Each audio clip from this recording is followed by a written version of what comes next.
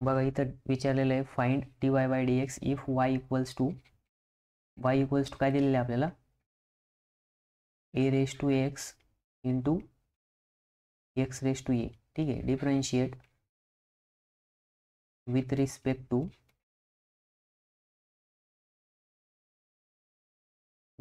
To x.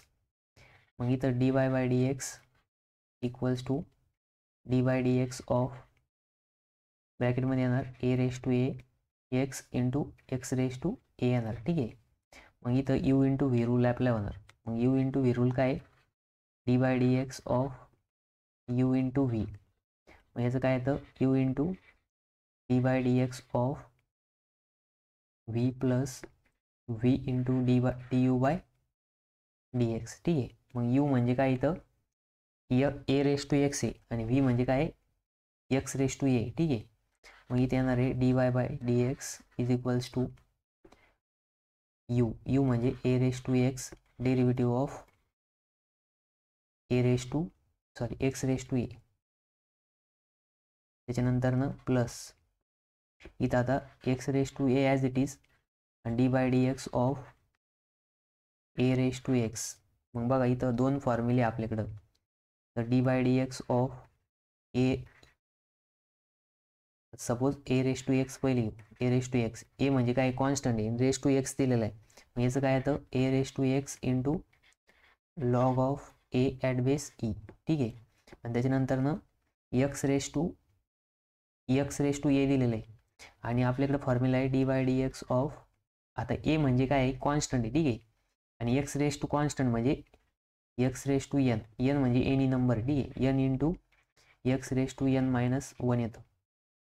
मग ह्या रूलनुसार याचं काय होईल D Y by D X is equals to आता A raise to X as it is आणि एक्स रेस टू ए. याचं काय येणार आहे A into X raise to A minus one. ठीक आहे. प्लस एक्स रेस टू ए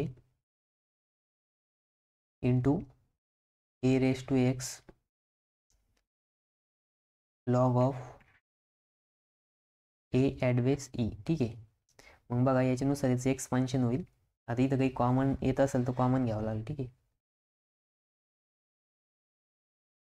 मग इथे येणार आहे D Y by D x equals to a raise to x.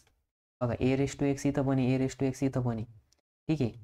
आणि इथं काय आहे ए रेस टू काहीच नाही म्हणजे ए रेस टू वन आहे. ठीक आहे. मग इथं ए रेस टू एक्स जर कॉमन घेतला इथं मध्ये ब्रॅकेटमध्ये काय येणार आहे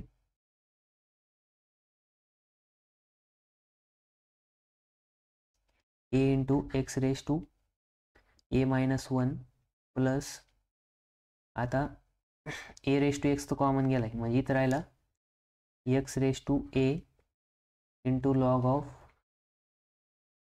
ए ॲट बेस ई. हे काय आपलं फायनल आन्सर आलं. ठीक आहे.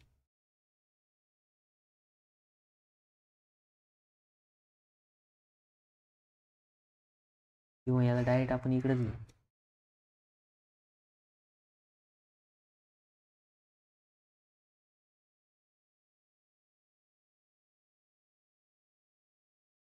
ठीक आहे राहू द्या. तर हे काय आपलं फायनल आन्सर आलं.